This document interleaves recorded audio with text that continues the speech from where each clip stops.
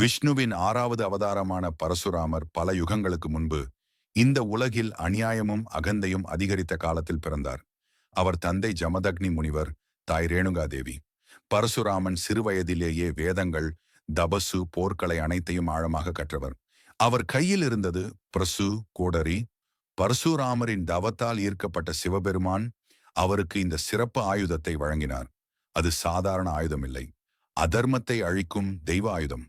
அந்த காலத்தில் பல க்ஷத்திரிய அரசர்கள் தங்கள் சக்தியை தவறாக பயன்படுத்தி மக்களை துன்புறுத்தினார்கள். இதை கண்ட பரசுராமன் அநியாயம் நீடிக்க கூடாது என்று தீர்மானித்தார்.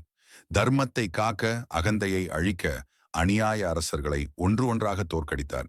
அவர் போர் செய்தது அரசாட்சிக்காக அல்ல, தர்மத்தின் மீட்புக்காக. பரசுராமன் ராமரின் காலத்திலும் வாழ்ந்தார். சீதா சுயம்வரத்தில் ராமரின் தெய்வீக சக்தியை உணர்ந்து தன் அகந்தையையும் விளக்கினார்.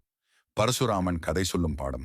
சக்தி இருக்க வேண்டும், ஆனால் அதைவிட முக்கியம் தர்மமும் தாழ்மையும்.